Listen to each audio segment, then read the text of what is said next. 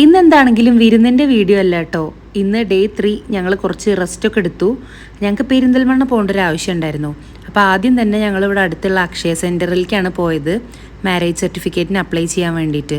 എന്താണെങ്കിലും വിചാരിച്ചത്ര ടൈമൊന്നും വേണ്ടി വന്നില്ല. അപ്പോൾ ഒക്കെ അപ്ലൈ ചെയ്തു. ഇനി അതവർ മെയിൽ അയക്കാമെന്ന് പറഞ്ഞു.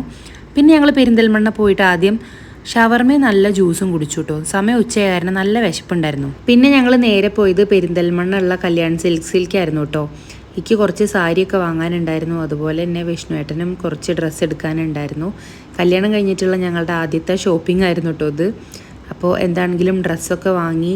അപ്പോഴേക്കും തന്നെ സമയം ഏകദേശം ഒരു 4 മണി അടുപ്പിച്ചായി. പിന്നെ ഞങ്ങൾക്ക് കുറച്ച് ചെരുപ്പൊക്കെ ആയിരുന്നു വാങ്ങാനുണ്ടായിരുന്നത്. അങ്ങനെ മാക്സിൽ പോയി.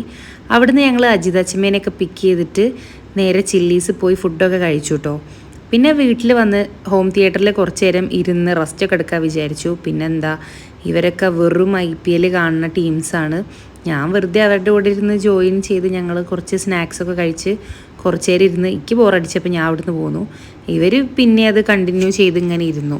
അപ്പം ഇന്ന് ഇത്രയൊക്കെ ഉണ്ടായിരുന്നുള്ളൂ.